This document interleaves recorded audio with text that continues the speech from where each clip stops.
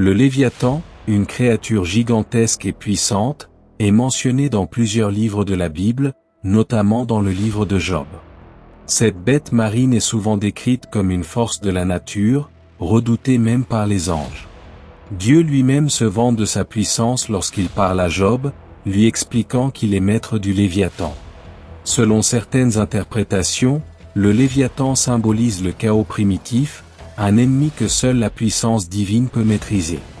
Son apparence est terrifiante, il est recouvert de plaques de fer, et sa bouche est remplie de dents acérées. Aucun homme ne pourrait espérer l'affronter. Il incarne l'incontrôlable et l'invincible, une métaphore du mal que Dieu peut contenir et vaincre. Cette créature rappelle aux croyants la souveraineté de Dieu sur toute chose, même celle qui semble hors de contrôle, et souligne la sagesse divine qui surpasse la compréhension humaine. Le Behemoth. Dans le livre de Job, Dieu décrit le Behemoth comme une autre créature immense, une bête terrestre redoutable qui vit près des eaux. Il est décrit comme étant incroyablement fort, capable de plier des arbres et d'arracher l'herbe du sol avec ses puissantes mâchoires. Avec une queue semblable à un cèdre et des muscles impressionnants, le Behemoth semble invincible aux yeux des humains. Toutefois, cette créature, bien que majestueuse, est également sous le contrôle divin. Dieu défie Job de comprendre la nature du Behemoth, ou par extension, la grandeur de l'univers qu'il a créé.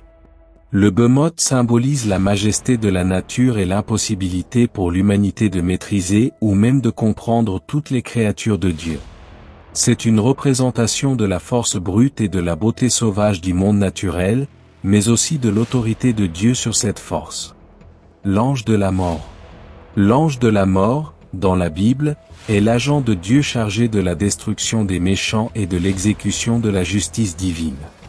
Ce messager céleste est présent dans plusieurs récits, notamment dans l'Exode, où il frappe les premiers-nés des Égyptiens lors de la 10e plaie, et dans 2 Samuel, où il tue 70 000 hommes de l'armée d'Israël en raison du péché de David. L'ange de la mort est un serviteur de Dieu, une créature dont la puissance est totale, car elle met fin à la vie selon la volonté divine. Toutefois, sa puissance est subordonnée à la sagesse divine. Son rôle dans l'Exode montre que, même dans la destruction, Dieu agit pour libérer son peuple et exercer son jugement sur l'injustice. L'ange de la mort représente donc à la fois la justice implacable de Dieu et sa capacité à rétablir l'ordre dans le monde. Le serpent Satan. Le serpent dans la Genèse est l'incarnation du mal et de la tentation.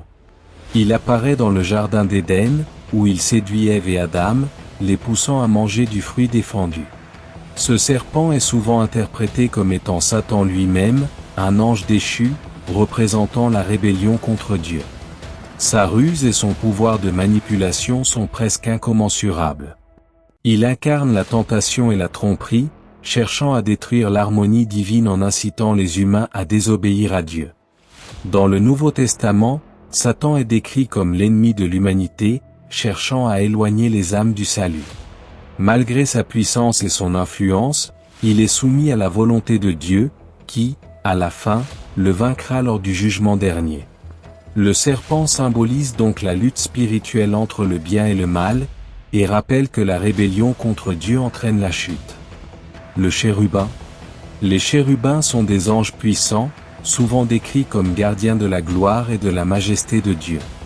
Dans la Bible, ils apparaissent dans le jardin d'Éden après la chute d'Adam et Ève, où Dieu les place à l'entrée pour empêcher l'accès à l'arbre de vie. Ils sont également mentionnés dans la description du tabernacle, où des figures de chérubins ornent l'arche de l'Alliance.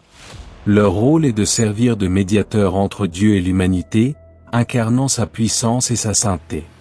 Les chérubins sont souvent représentés avec des ailes et des visages mystérieux, symbolisant leur rôle spirituel élevé. Leur présence autour du trône de Dieu dans des visions prophétiques, comme celle d'Ézéchiel, accentue leur connexion à la divine majesté et leur rôle protecteur. Ils rappellent aux croyants que, même dans la présence de Dieu, il y a des puissances surnaturelles qui obéissent à sa volonté et révèlent sa gloire infinie.